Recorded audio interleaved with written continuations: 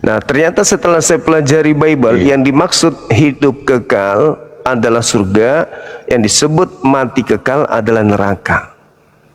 Kan begitu. Nah, kalau di Islam memperoleh hidup kekal itu adalah beriman kepada Allah dan beriman kepada Rasulullah. Itu di Islam. Maka memperoleh surga. Surga pasti hidup kekal. Nah, sedangkan kalau di Kristen hidup kekal menurut Yesus. Nggak usah terlalu muluk-muluk menurut Tuhan Yahudi. Saya pikir nggak fair cuma kalau saya cuma mau mencoba mengartikan hidup kekal menurut Suma. Jangan memberikan kesimpulan itu dong. Ya sudah, silakan menurut Abang. Saya ngikut Kecuali kita aja. sudah mendiskusikannya. Ya, silakan. Silakan Suma menyimpulkan hidup kekal menurut Suma kan sebagai hasil diskusi kita. Tapi kalau hidup sudah kekal Suma mau menyimpulkan, saya pikir ada saya di sini. Saya belum menyatakan itu. Kalau menurut Abang,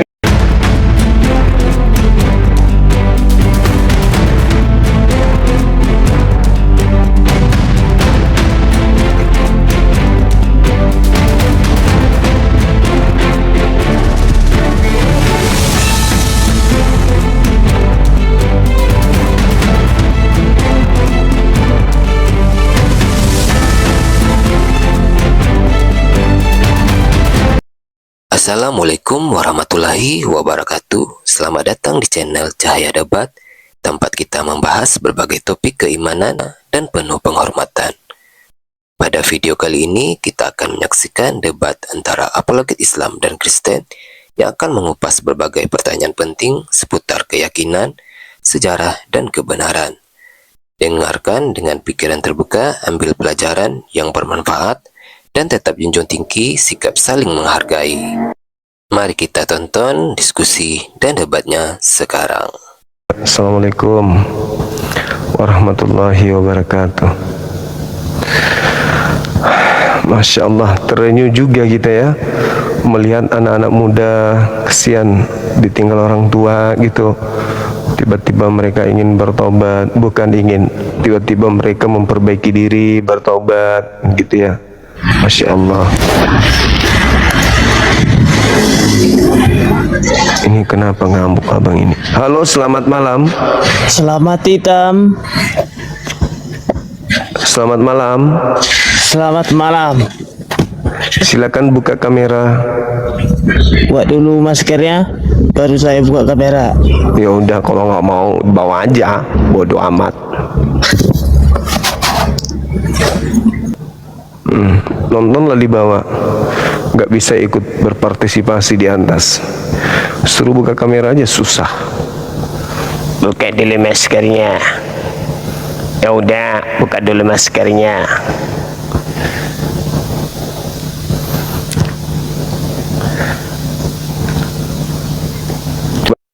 Teman.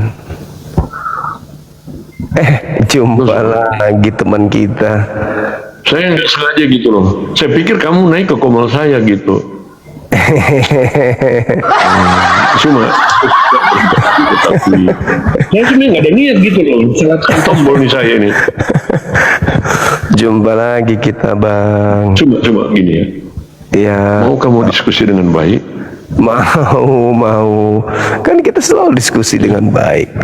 Abang aja yang suka ini. Artinya kalau diskusi dengan baik.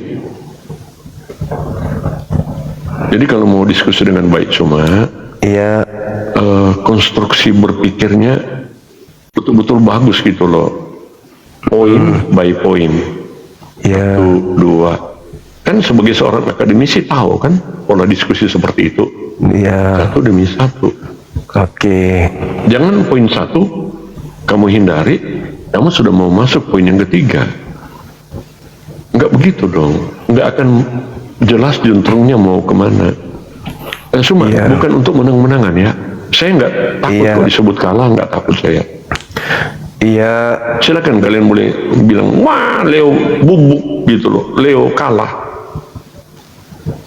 Kekalahan itu bukan dinilai dengan satu kata.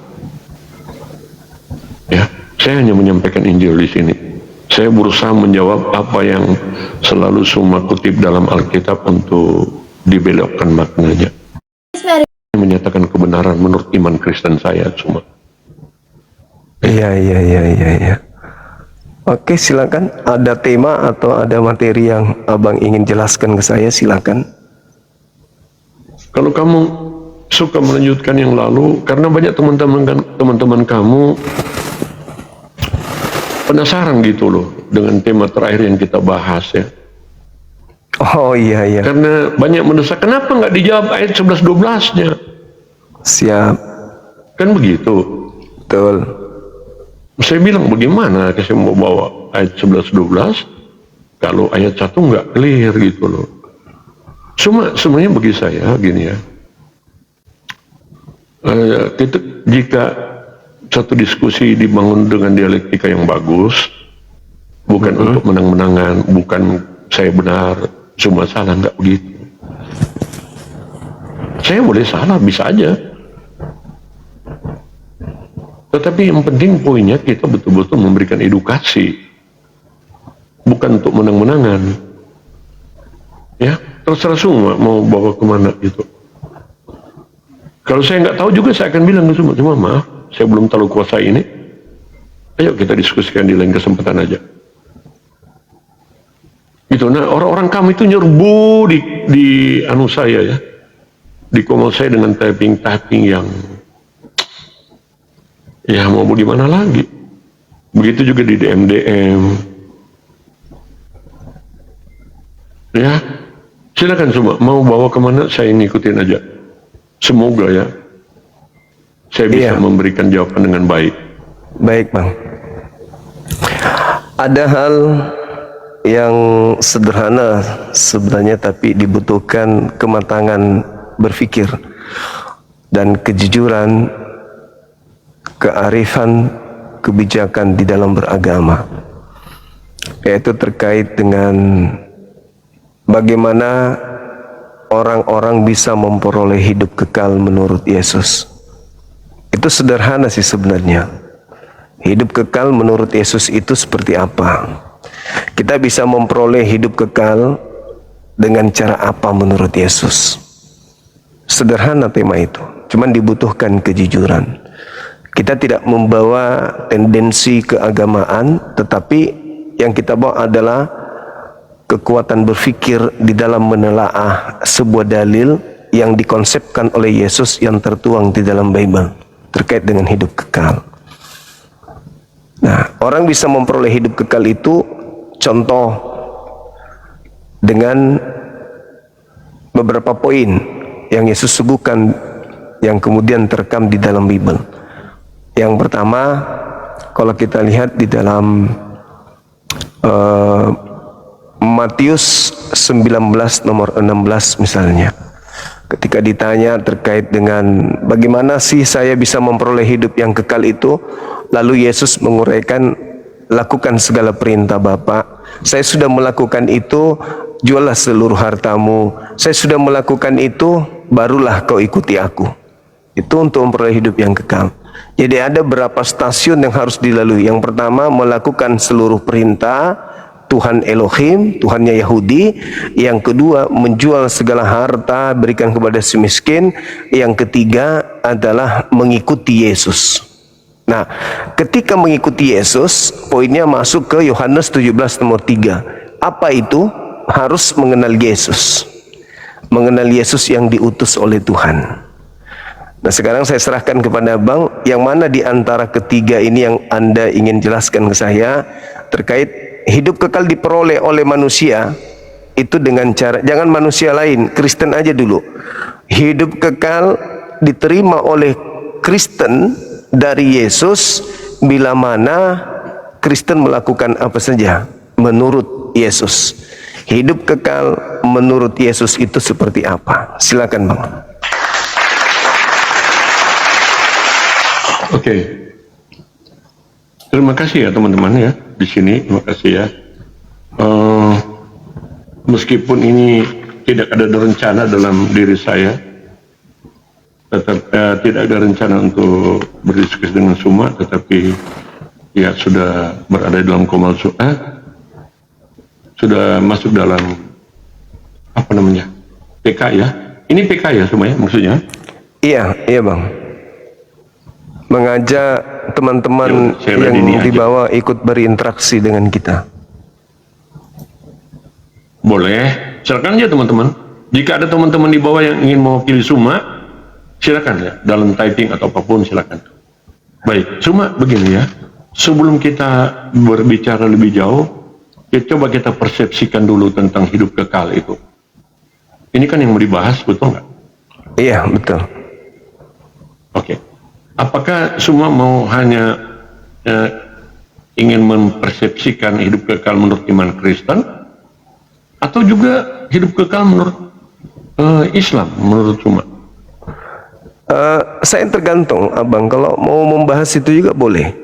Yang pasti, kalau narasi di Islam itu tidak ada istilah hidup kekal, mati kekal. Itu hanya ada di Kristen. Kalau di Islam hanya ada istilah surga dan neraka, jannah dan nar. Surga dan neraka kalau di Islam. Nah, ternyata setelah saya pelajari Bible, yang dimaksud hidup kekal adalah surga, yang disebut mati kekal adalah neraka. Kan begitu. Nah, kalau di Islam memperoleh hidup kekal itu adalah beriman kepada Allah dan beriman kepada Rasulullah. Itu di Islam. Maka memperoleh surga. Surga pasti hidup kekal. Nah, sedangkan kalau di Kristen hidup kekal menurut Yesus. Gak usah terlalu muluk-muluk menurut Tuhan Yahudi. Saya pikir nggak fair cuma kalau semua mau mencoba mengartikan hidup kekal menurut semua. Jangan memberikan kesimpulan itu dong. Ya sudah, silakan menurut abang. Saya ingin Kecuali kita sudah mendiskusikannya. Ya, silakan. Silakan semua menyimpulkan hidup kekal menurut semua kan sebagai hasil diskusi kita. Tapi kalau Hidup sudah kekal. semua mau menyimpulkan, saya pikir ada saya di sini. Saya belum menyatakan itu. Kalau menurut Begitu, abang ya. hidup Jangan kekal dulu itu apa? diartikan menurut. Baik. Hidup kekal itu yang jelas tidak ada berakhirnya. Hidup kekal itu selama-lamanya. Dan cuma dua tempatnya. Surga atau neraka. Kenapa ada surga dan neraka? Surga adalah orang yang mau taat kepada dia. Orang-orang yang dibenarkan, disucikan. Karena surga itu kudus dan suci. Neraka sebaliknya. Neraka adalah tempat orang yang bergelimang dengan dosa. Orang-orang yang melawan kehendak Allah. Yang memberontak senantiasa mengikuti hawa nafsunya sendiri. Tidak mengikuti apa yang Allah kehendaki. Maka sebagai konsekuensinya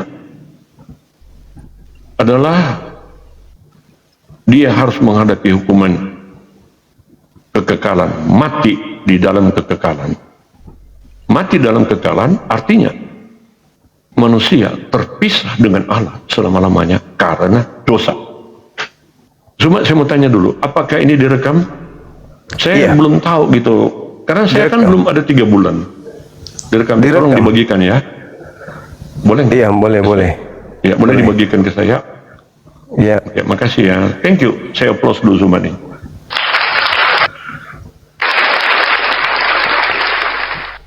Oke. Jadi itu hidup kekal itu. Dua tempatnya ya. Iya. Kalau di Satu Islam, kesucian, satu dosa. iya, di Islam juga begitu. Jadi setelah manusia itu diciptakan oleh Allah, mereka akan hidup kekal, entah itu di neraka atau entah itu di surga. Begitu. Nah, sekarang kalau memperoleh hidup kekal dalam perspektif pemahaman, Baik, kalau begitu, gimana?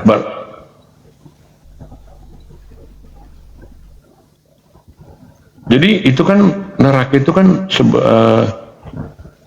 jelas adalah tempat orang yang disediakan untuk orang-orang yang bersalah, berdosa ya, memberontak terhadap Allah, berdosa. Jadi neraka itu adalah tempatnya dosa. Iya. Surga itulah tempat kesucian. Jadi boleh saya simpulkan begitulah. Jadi nggak mungkin yang berdosa itu bisa nyelonong ke surga atau bisa berpindah ke tempat yang suci. Namanya dosa, nggak mungkin dia bisa mendekati kesucian.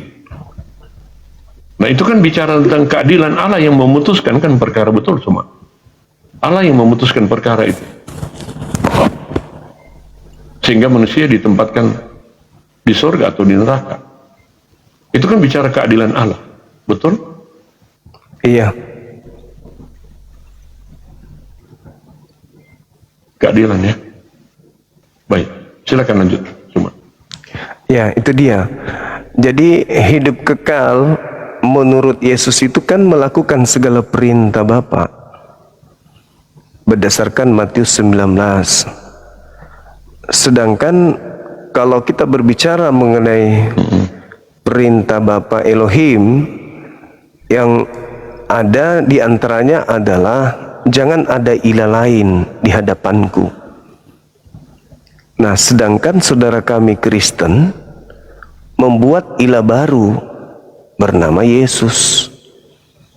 Jadi menurut pandangan saya, bagaimana mungkin seorang Kristen bisa memperoleh hidup kekal di surga, sementara Kristen membuat ilah tandingan, yaitu Yesus.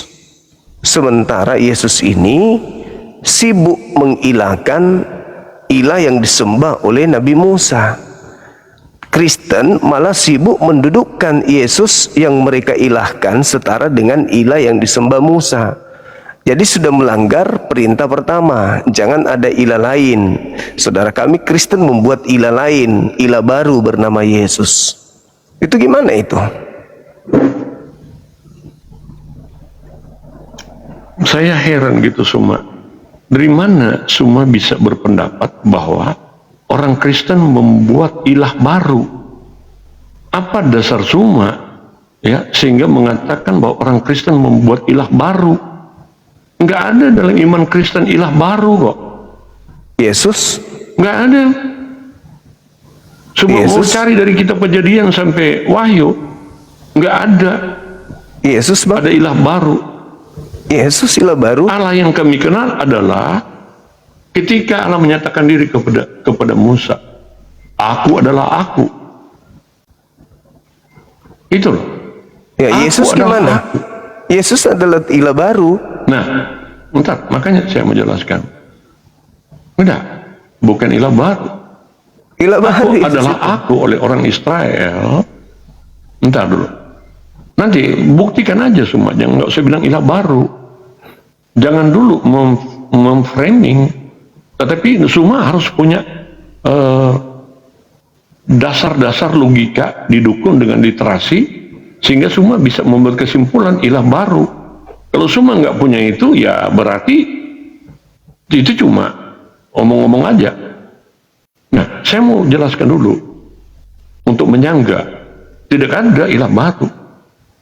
Ketika Allah menyatakan diri kepada Musa, aku adalah aku. Oleh bangsa Israel itu dikenal dengan 4 huruf, YH, WH, Yod, He, Waw, He. Dibaca Yahweh. Nah, oleh Taurat nggak boleh sembarang disebut nama Yahweh ini. Karena nama itu kudus. Supaya orang Israel tidak terperangkap dengan sebutan ini, menyebut nama Tuhanmu dengan sia-sia, maka 4 huruf YHWH ini, Yahweh ini, dibuat tanda di dalam penulisan ya. Dibuat tanda dalam penulisan. Tanda khusus oleh ahli Taurat gitu loh. 4 huruf diberi tanda khusus, sehingga tidak disebut Yahweh, tetapi dibaca Adonai.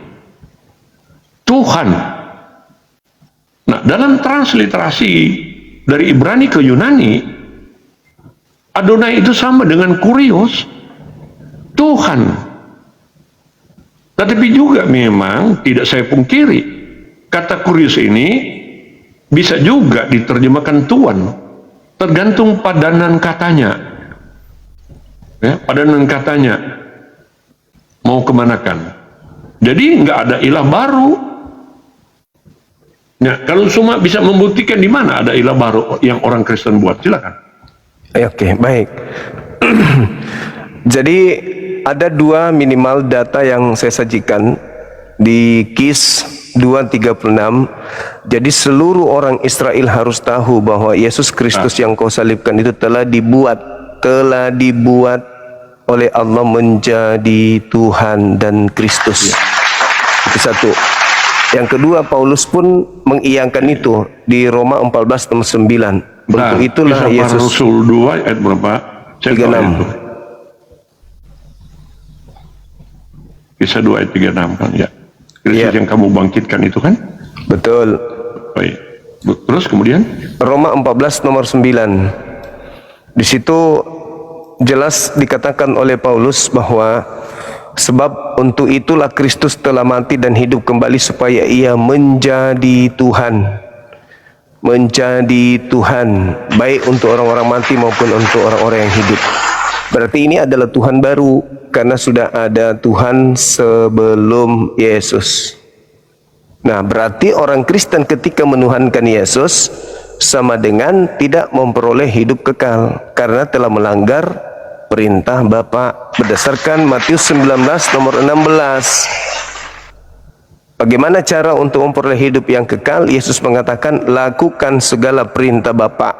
Salah satu perintah Bapa yang pertama yang terutama adalah jangan ada ilah lain, jangan ada Tuhan lain, jangan ada Tuhan baru di luar aku.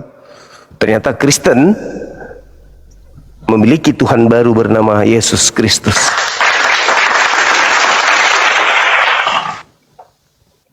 Ya. Silakan Bang. Jadi gini Bang, yang saya suka ya jika semua menunjukkan gitu loh, di mana data ada orang Kristen membuat ilah baru, sementara yang dinyatakan di dalam Kisah 2 ayat 26 teman-teman itu justru iya kisah berapa? 36. Kisah 36 ayat berapa? Kisah 2 nomor 36. Tadi kan saya bilang Kisah 2 ayat 36 ya. Mari kita baca aja teman-teman ya. Kisah Rasul. Nah, kalau diskusi begini saya suka gitu teman-teman. Kisah 2 ayat 36. Nah, ini agak enak saya gitu. Oke, teman-teman. Kisah 2 ayat 36. Semoga jaringan saya tetap bagus ya. Kita lihat aja. Apakah ini adalah yang dimaksudkan Zuma bahwa orang Kristen membuat ilah lain? Ya, kita lihat aja teman. Kisah 2. Jadi seluruh kaum Israel harus tahu dengan pasti bahwa Allah telah membuat Yesus yang kamu salibkan menjadi Tuhan dan Kristus. Oke? Baik, menurut Suma ini perkataan siapa? Itu Petrus. Ya, khotbah Petrus ya. Jadi sini Petrus menjelaskan ya tentang Kristus yang bangkit itu. Kristus yang bangkit dan dia menegaskan di sini Yesus yang dibangkitkan maaf ya. Oke, kita baca 33 aja lah ya. Yesus inilah yang dibangkitkan Allah dan tentang hal itu kami semua adalah saksi. Ya. Dibangkitkan Allah dan kami adalah semua saksi. Dan sesudah ia ditinggikan oleh tangan kanan Allah dan menerima Roh Kudus yang dijanjikan itu, maka dicurahkannya apa yang kamu lihat dan dengar di sini. Semua tahu apa yang dicurahkan itu? Maksudnya gimana? Ayat 33. Oke, saya ulangi. Benar, ayat 32 ya. Yesus inilah yang dibangkitkan Allah dan tentang hal itu kami semua adalah saksi. Artinya soal kebangkitan Kristus itu, para murid-murid itulah saksi mata. Kenapa sebelum dia naik ke surga, 40 hari dia menyatakan diri kepada murid-muridnya. Antara lain apa? Ketika murid-muridnya berkumpul, maaf agak di luar sedikit ya. Ketika murid-muridnya berkumpul di satu ruang yang tertutup, tiba-tiba Yesus muncul di situ. Dia muncul di situ dan ternyata si Thomas yang sebelumnya sudah dikabarkan oleh murid-muridnya, teman-teman muridnya, bahwa Yesus itu bangkit. Nah, Thomas kan nggak percaya. Nah, Yesus tahu itu. Yesus tahu apa yang diragukan oleh Thomas. Nah, jadi ketika murid-murid berkumpul, tiba-tiba Yesus datang, sudah muncul di tengah-tengah mereka. Dia lewat mana? Dia lewat pintu? Enggak, tertutup. Bagaimana dia bisa datang di situ? Tiba-tiba muncul di situ. Itu pertama. Yang kedua, ketika dia lihat Thomas, Thomas, sini kamu. Kamu kan nggak percaya. Dari mana Yesus tahu Thomas nggak percaya? Jadi di sini saya dapat sampaikan bahwa pertama, Yesus tidak dapat dibatasi oleh ruang. Yang kedua, Yesus mengenal pikiran orang. Oke? Nah, jadi Yesus ini yang dibangkitkan Allah, dan tentang hal itu kami semua adalah saksi, murid-murid saksi. Dan sesudah ia ditinggikan oleh tangan kanan Allah dan menerima Roh Kudus yang dijanjikan itu, maka dicurahkannya apa yang kamu lihat dengarin. Itu Roh Kudus gitu ya. Teman-teman kurang paham dengan Roh Kudus, nanti kita bicara pada topik yang lain. Jadi Roh Kudus itu dicurahkan dan dilihat oleh orang, sehingga oleh Roh Kudus mereka yang tidak ngerti bahasa Arab, bahasa lain-lain itu, ketika murid-murid berbicara itu didengarkan oleh orang-orang dari berbagai negara termasuk Arab, mereka bisa mendengarkan dan bisa mengerti apa yang disampaikan oleh rasul-rasul. Nah, kemudian pada poin, cuma nggak sabar ini. Oke, ayat 36. Jadi seluruh kaum Israel harusnya tahu pasti bahwa Allah telah membuat Yesus. Oke, saya mencoba gali dari bahasa asli jika semua mau terima ya. Oke. Nah, saya harus melihat dulu.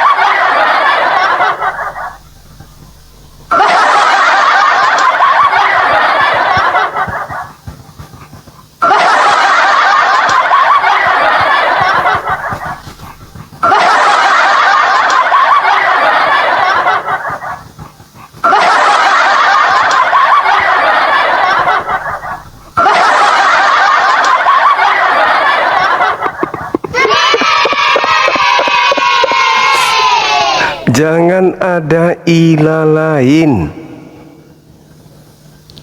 Itu perintah, hukum terutama. Jangan ada ilah lain di hadapan Koh.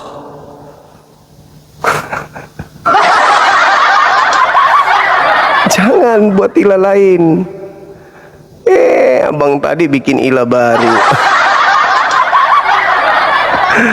Allahu Akbar.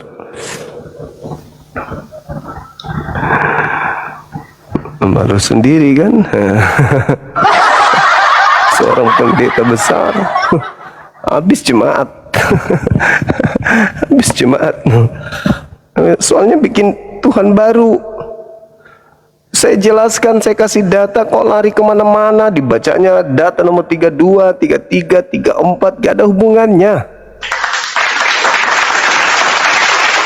Yang pasti adalah bahwa Tuhan pencipta langit dan bumi marah kepada mereka yang menolak Yesus, sehingga Tuhan menghukum mereka dengan menjadikan Yesus itu sebagai Tuhan baru bagi mereka. Adakah keselamatan bagi yang menyembah Tuhan baru selain dari Tuhan Yahudi? Ya nggak ada.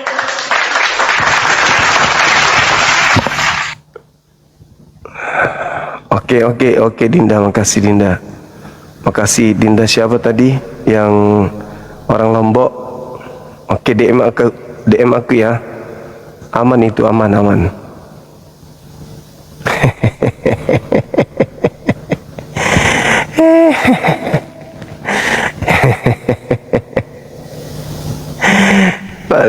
Paleo.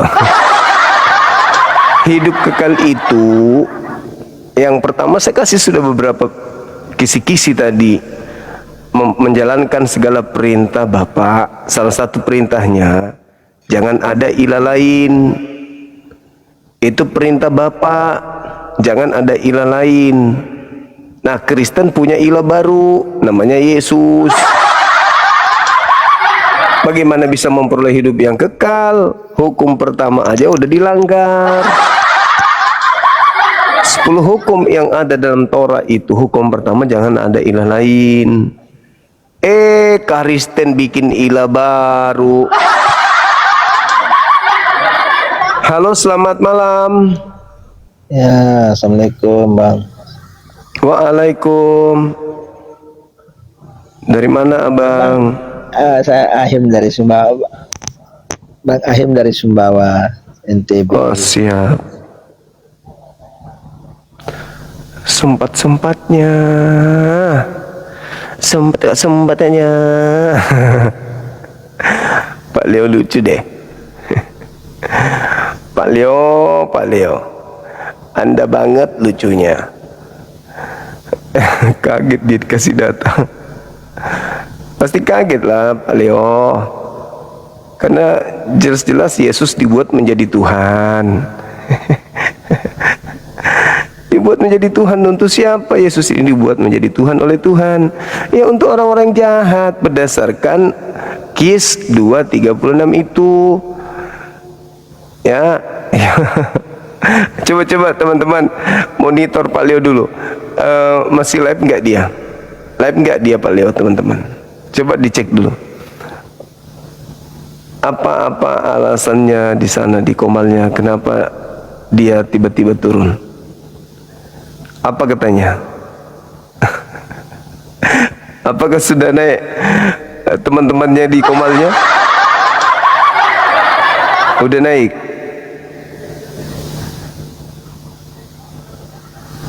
Udah naik teman-temannya?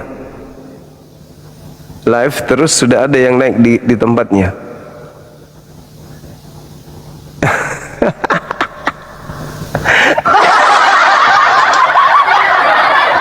Dia sama siapa di Komalnya, teman-teman? Coba dicek.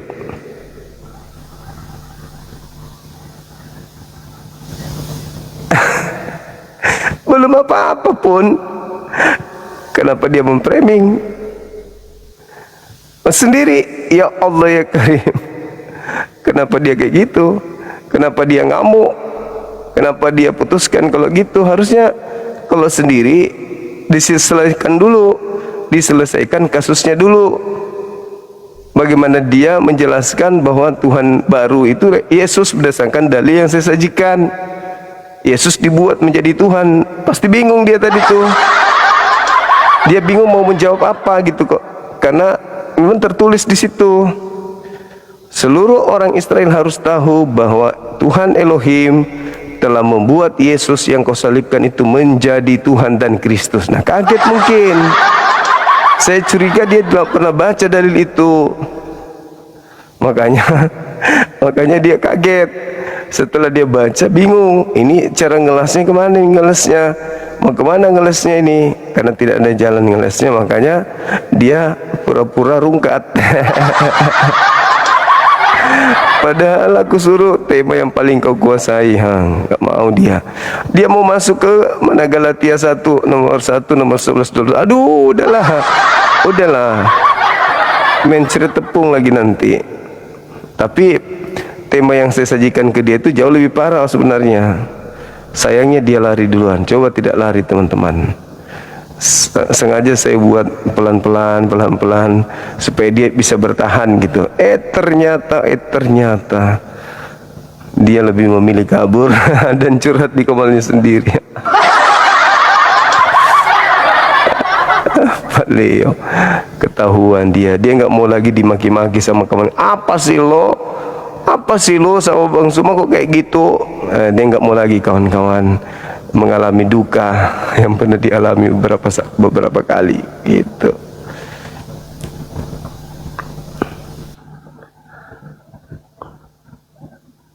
Lagi baca Bible. Assalamualaikum warahmatullahi wabarakatuh. Waalaikumsalam warahmatullahi wabarakatuh. Iya kan dah. Ada informasi terbaru. Siap. Pak Leo sekarang bersama keluarganya untuk sementara meninggalkan rumah. Dimasa sama temannya. Menghindari amukan jemaatnya.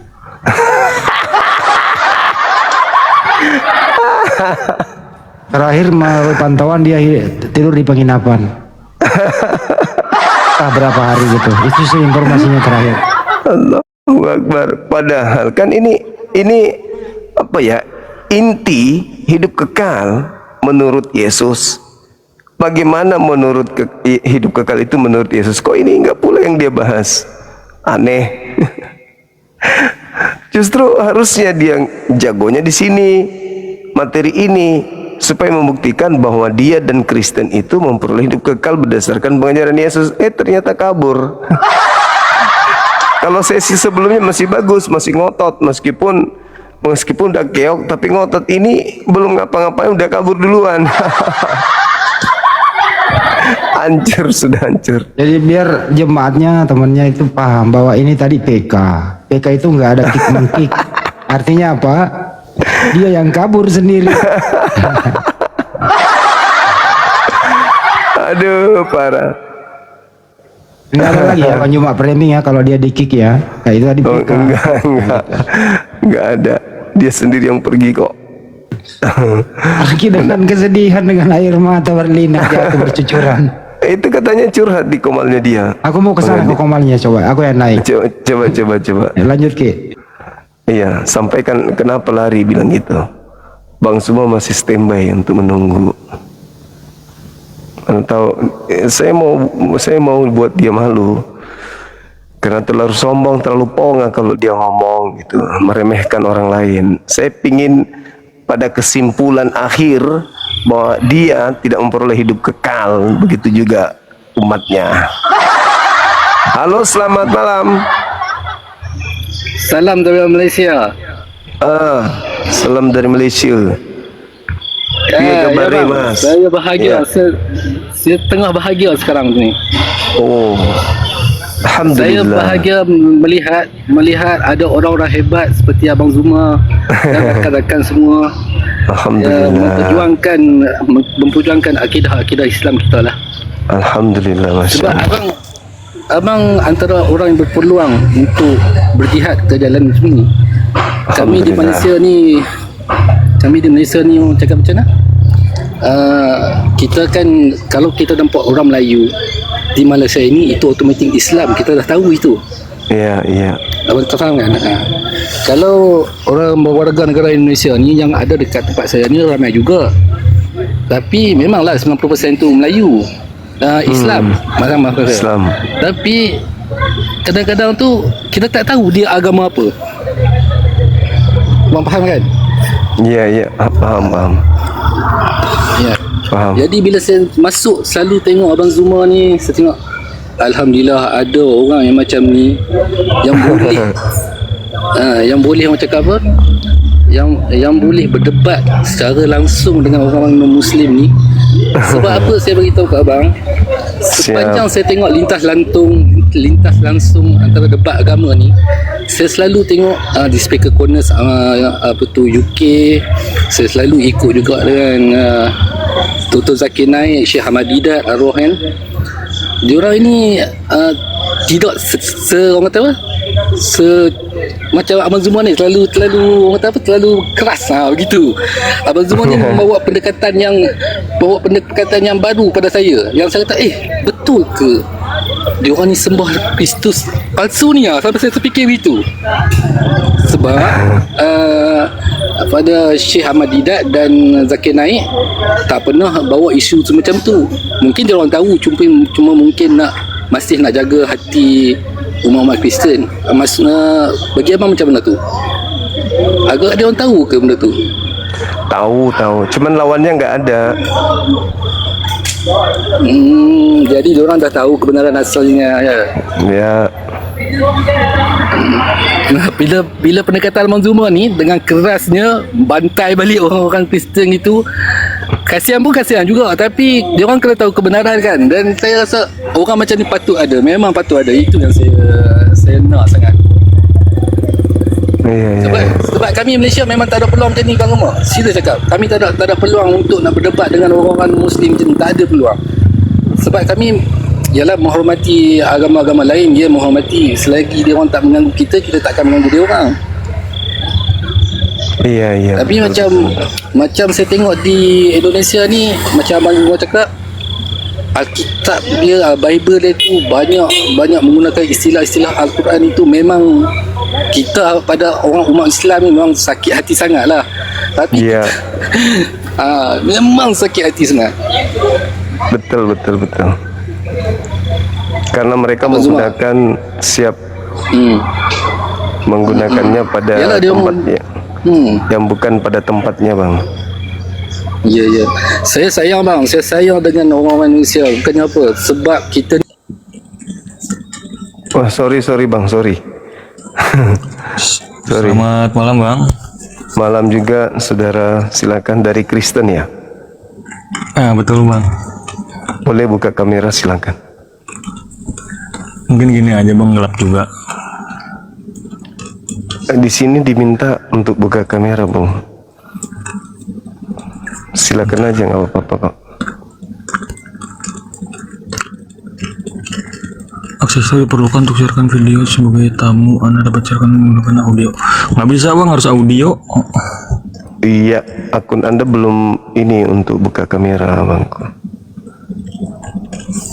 Coba cari akun yang lebih ini, yang lebih besar lagi yang bisa buka kamera. Kami tunggu ya. Halo, selamat malam manusia purba. Apa ini? MR Purba. Oke. Lanjut, Bang. Selamat malam. Halo, Bung. Halo. Halo, malam Bang Juma. Ya, malam juga, Bang. Malam. Silakan. Yoi. Halo, jaringannya Ya, bagus. Bagus. Dari Kristen ya? Tadi jelek jaringannya kayaknya Bang. Iya. Tadi masuk di room Bang Yusuf, Oke. turun sendiri ke pental, jaringannya lag.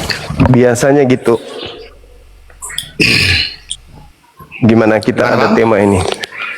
Tema terkait dengan kebangkitan sama dengan penyesatan. Penyesatannya di mana Bang Juma? Coba tolong dijelasin. Ya. Setelah ada kebangkitan, orang-orang beralih menyembah Tuhannya Musa menuju kepada makhluk yang keluar dari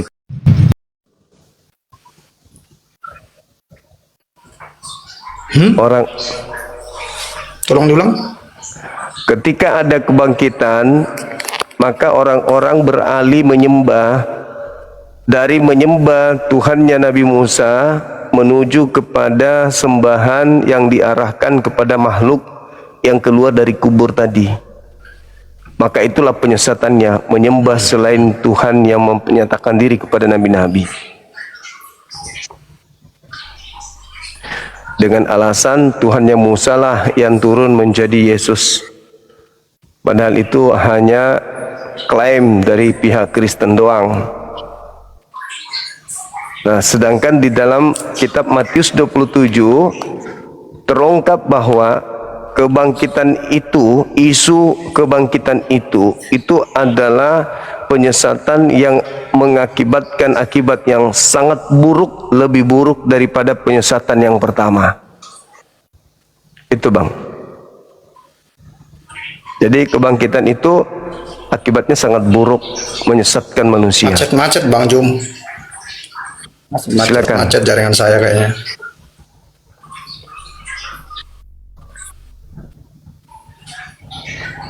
Silakan, Bang, silakan.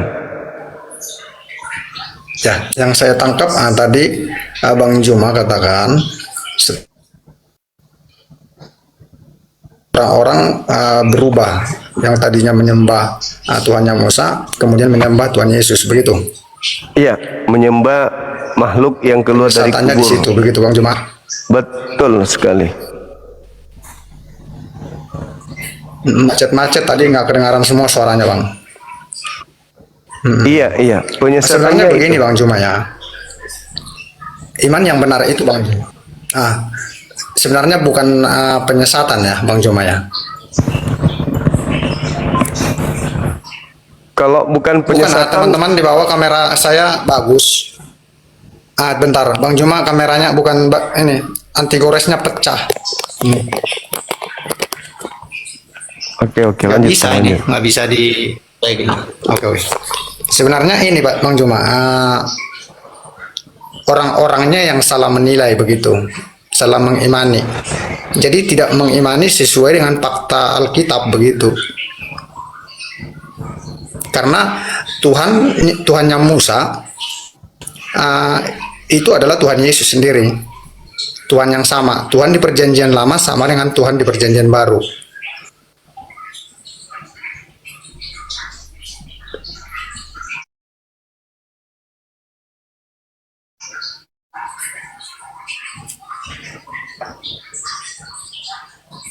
Itu tidak sama, Bang.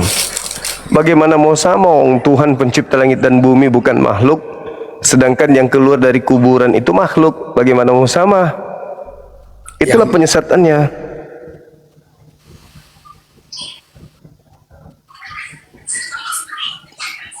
Maksud saya penyesatannya di situ Bang Jum. Kalau kita membedakan Tuhan di perjanjian lama berbeda dengan Tuhan di perjanjian baru atau kepada Tuhan Yesus, itu makanya iman kita akan sesat. Tetapi Tuhan itu kan begini Bang Juma ya. Sebentar kita akan bahas tentang Tuhan ya. Tuhan itu kan sang pencipta. Bang Juma setuju? Iya, Iya, jadi kita bisa menyebut Tuhan atau kita menganggap Tuhan karena dialah pencipta segala sesuatu. Itu yang pertama. iya, Setuju Bang Juma? setuju. Iya, jadi Tuhan Yesus di sini kesalahan kebanyakan orang ya Bang Juma ya, dan teman-teman di bawah juga. Kebanyakan orang menganggap Tuhan Yesus itu manusia. Ya, yang salah itu yang tidak menganggap Yesus bukan manusia. Itu yang agak lain. Yang sesuai Alkitab begitu Bang Juma. Bang Juma, yang sesuai Alkitab Tuhan bukan manusia. Ya, Yesus manusia. Berarti Yesus bukan Tuhan. Kan sederhana itu.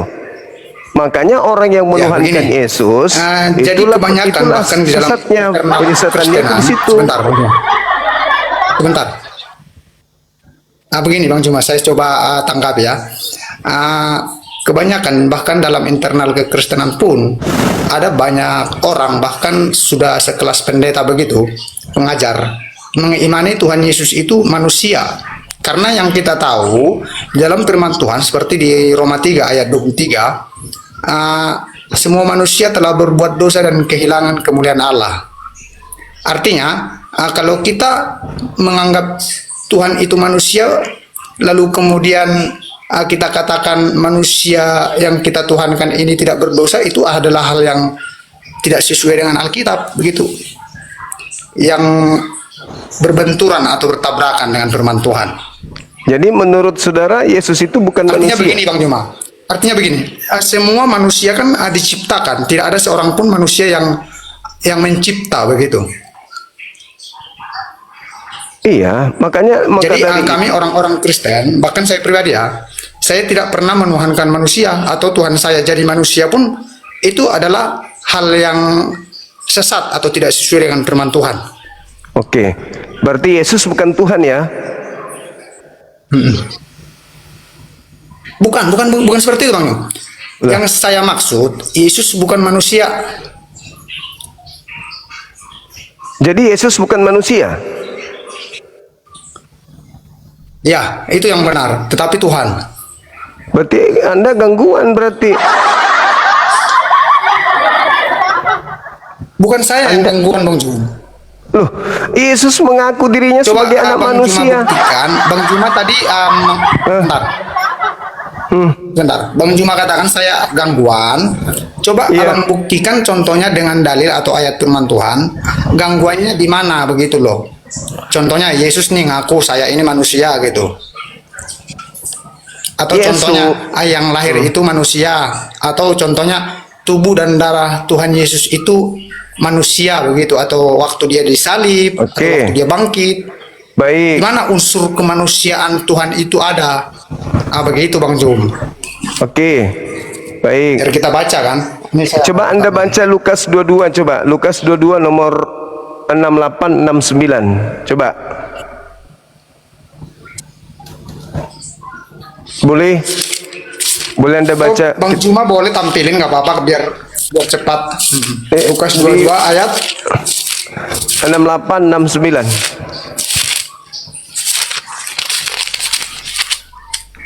ya, di mana Bang Jum? Iya, ketika Yesus itu menurut pandangan Kristen disidang oleh Mahkamah Agama. Mahkamah Agama kemudian berkata kepada Yesus, "Jikalau engkau adalah Mesias, katakanlah kepada kami." Jawab Yesus kepada mereka, "Sekalipun aku mengatakannya, kalian tidak akan percaya, dan sekalipun aku bertanya sesuatu kepada kamu, kalian tidak akan menjawabnya. Mulai sekarang, anak manusia," itu anak manusia itu siapa, Bang? Tuhan Yesus. Menurut berarti Yesus mengaku sebagai apa di situ? Di situ ada gelar kepada Tuhan Yesus Bang Jum. Contohnya seperti anak domba Allah. Tunggu. Dia juga disebut anak Allah. Dia Apakah juga Yesus disebut Bapa. Apakah Yesus Bapa mengaku yang sebagai kekal. Apakah Yesus mengaku sebagai anak manusia? Iya, Yesus menyandang gelar itu hanya gelar Anda Bang tadi- Juma, bukan Anda berarti tadi dia mau- manusia. Lu gangguan. Seharusnya begini, dalil Bang Gangguan Juma ini Anda. kurang strong gitu, kurang kuat untuk membuktikan Yesus manusia. Lah, coba Anda Karena itu buktikan. hanya gelar. Coba Contohnya, Anda buktikan. tadi kan saya sudah bawa contoh. Saya Ada juga ingin- dalil yang mengatakan saya Tuhan ingin Yesus ini adalah bukti. anak domba Allah atau anak Allah. Itu gelar-gelar yang ditujukan kepada Tuhan Yesus. Cuci piring dulu dibawa. Anda gangguan jiwa. Silakan Anda cuci piring atau ke gereja colok pantat pendeta. Di situ cium tangan Anda. Kalau masih ada bau terasi berarti Anda masih sehat. Tapi kalau sudah tak ada, Anda sudah gila itu berarti. Udah nggak ada ilmu, nyerocos nggak mau berhenti.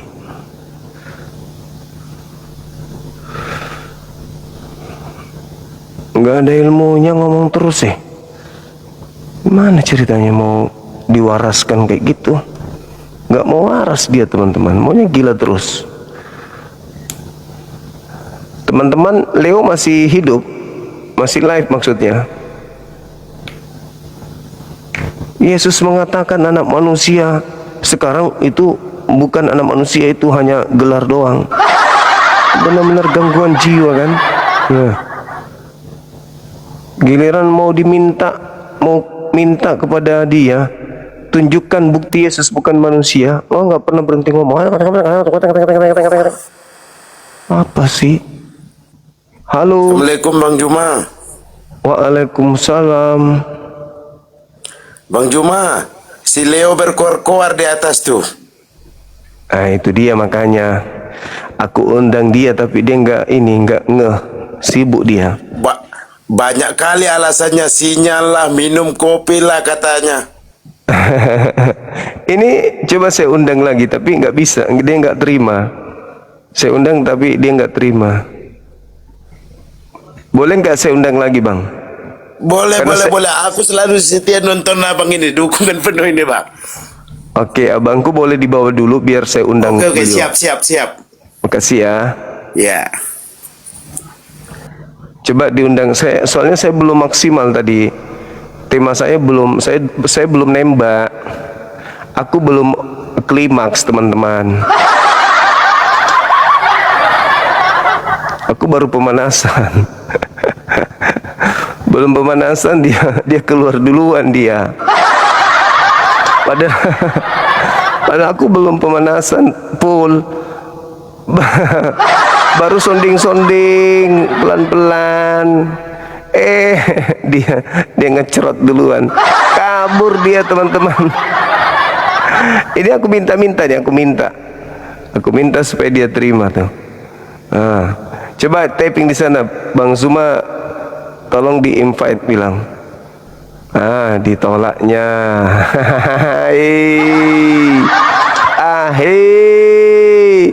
Mazolang generasi. Sok pintar, katanya pendeta. Udah mulai kapok dia kan. Hidup kekal itu mengenal Allah satu-satunya Tuhan yang benar. Ada pula ilah baru dibuatnya. Enggak mau dia. Sekali lagi ya teman-teman, kita dia terima enggak ya?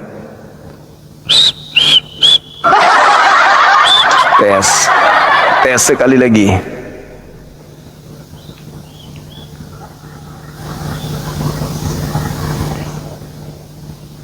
Ngoceh dia kan, di tempatnya curhat sendiri kan ya. Keluar sendiri ya.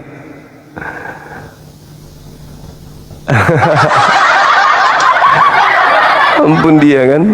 Si mau datang besok. Sepaten marah-marah apa segala macam. Totalnya kayak gini kelasnya. Nggak bisa apa-apa rupanya dia. Udah dikasih data pun nggak berani dia. Yesus Tuhan yang dilantik. Ya, baru tahu dia datanya mungkin ya, teman-teman.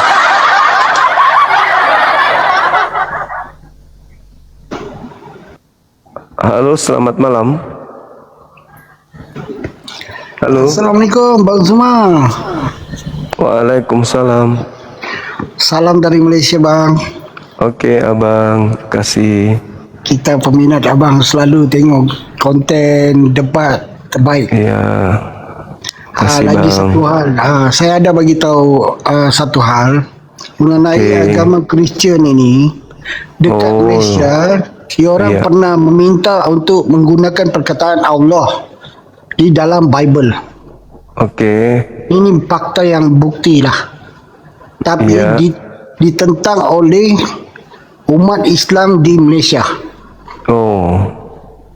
Ya, kalau di Malaysia tak bisa. Alhamdulillah. Ya, jadi kalau di Malaysia. Mereka menyebut apa nama Tuhan mereka di sana?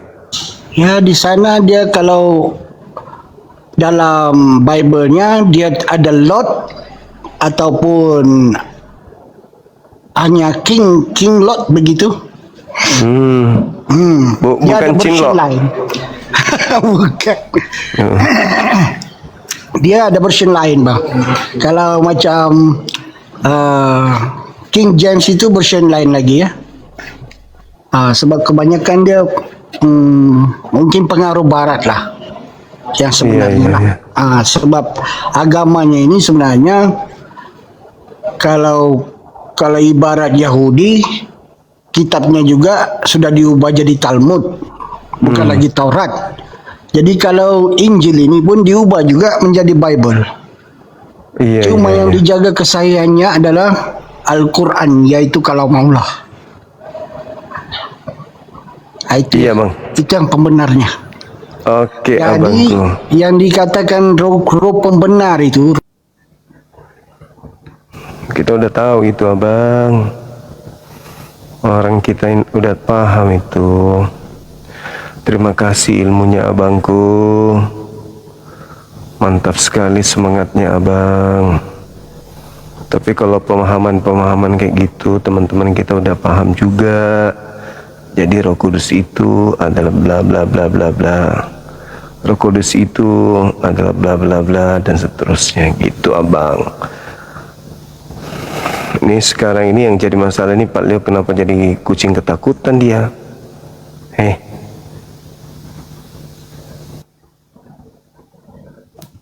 Bang Handi dari sana tidak dinaikkan Bang Handi.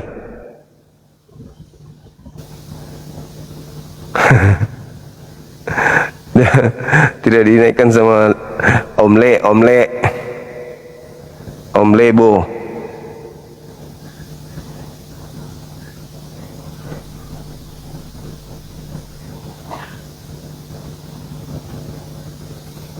Marah-marah dia sendiri di sana, ngamuk-ngamuk. Oke teman-teman sekalian, ini udah pukul 1.30, saatnya kita istirahat dulu ya. Izinkan Pak Leo bernapas dulu teman-teman. Halo, selamat malam. Halo. Halo. Halo.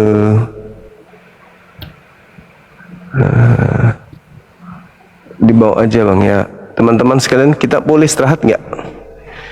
Di tempat kita udah jam 1:34. Kita istirahat dulu ya. 3,7 M, Masya Allah, luar biasa. Terima kasih teman-teman. Kita populer nomor 7 lagi loh. Wow, Masya Allah, luar biasa. Keren. Oh, luar biasa teman-teman. Teman-teman juga yang sudah berlangganan dengan channel kita ini, terima kasih banyak ya.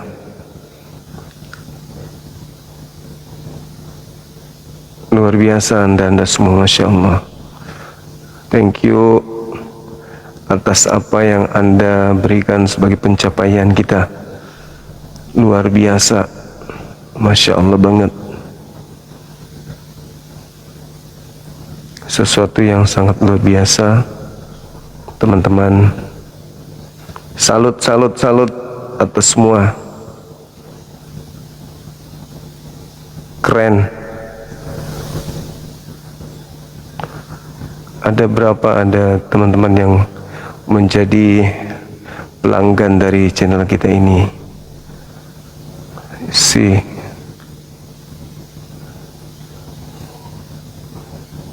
Masya Allah, ada 7 ya yang berlangganan dengan channel. Mantap. Kita telah menyaksikan bagaimana apologet Islam dan Kristen menyampaikan argumen dengan keyakinan mereka masing-masing. Perbedaan yang ada bukan untuk memperkeruh suasana, tetapi menjadi ruang untuk saling memahami dengan lebih dalam.